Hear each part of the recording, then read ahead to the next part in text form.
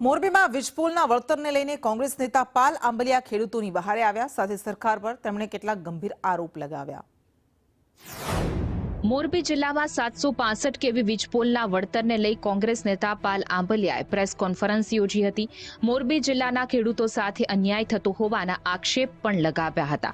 સાથે સરકાર પર આરોપ લગાવતા આંબલિયાએ કહ્યું કે જંત્રીના 25% કાપી સરકાર કંપનીઓને ફાયદો કરાવે છે। માર્કેટ રેટના 4 ગણા નવસારીમાં થાય તો મોરબીમાં કેમ નહીં જેવા અનેક સવાલ ઉઠાવ્યા છે।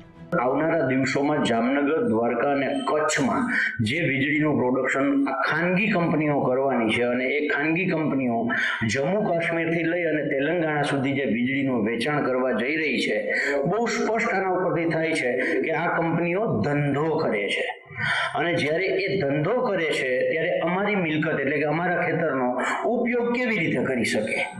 ગુજરાતમાં નવસારી કલેક્ટર 2013ના જમીન સંપાદનના કાયદા મુજબ હુકમ કરે છે કે માર્કેટ ભાવના 4 ગણું ખેડૂતને વળતર આપવું। ત્યાં કિસાન સંઘર્ષ સમિતિની ટીમ જયેશભાઈ પટેલને એ લોકોએ જ લડાઈ કરી અને નવસારી કલેક્ટર આગળ હુકમ કરાવડાવ્યો છે। જો નવસારી કલેક્ટર માર્કેટ ભાવના 4 ગણાનો વળતરનો હુકમ કરી શકે